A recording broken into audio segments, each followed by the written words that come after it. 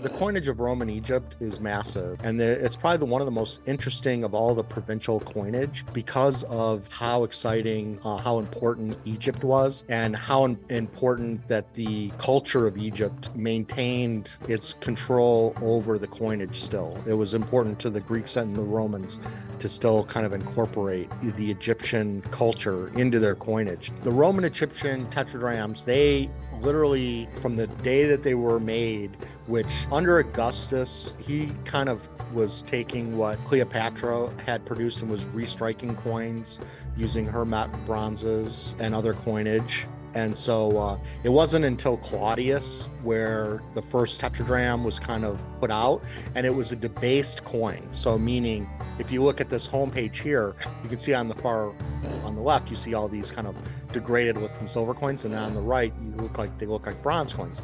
Well, this is just during the Roman Egyptian culture, they were debasing the coins all the way through. So even the ones on the right are still considered silver. So they decline steadily over about 275 years, with the final issues only containing less than 2% silver, less than 2%. Hence the trial of the pigs. And it's the same with the Roman Empire. The same thing. They were degrading their silver as well. So if you go to that first slide there, you'll see we have Tiberius with Augustus. So you have Tiberius on the left, you have Augustus on the right. During this period, probably had about 30% silver still at the beginning, about 4 grams of silver. And as it started to go through, you'll see the degrading of the silver.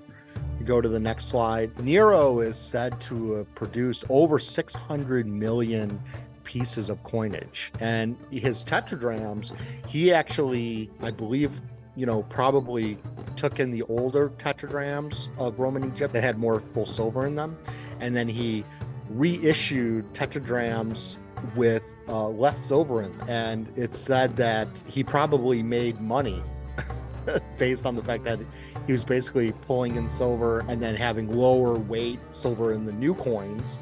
And he may have netted up to 3,500 tons of silver during that time period. But trade was really important with Egypt. Remember, this was one of the reasons Ptolemy, Alexander's general, took over Egypt after Alexander's death in 323 BC. He took over Egypt, where the other generals took over bigger provinces, bigger areas. But Ptolemy understood the importance of Egypt for their wealth because of their grain and their history. And I've talked about it before, the fact that when Cleopatra was alive, she was farther away time-wise to the Great Pyramids than we are to her. So that's how old Egypt is. Pretty amazing in that regard. We are closer in time to Cleopatra than Cleopatra was to the pyramid. Right. And so here on this Nero, you see a ship with dolphins underneath. And so these aren't rare necessarily. This one may be a little bit better because of the detail, but you can I have a lot of people that collect ships on coins, and Nero is one of the easiest ones in Roman Egypt to get. Also, most of Roman emperors that were confirmed by the Senate were issuing coins in Roman Egypt. So, a lot of people who collect the 12 Caesars, it's going to be easier to collect them under Roman Egypt than it will be under Imperial.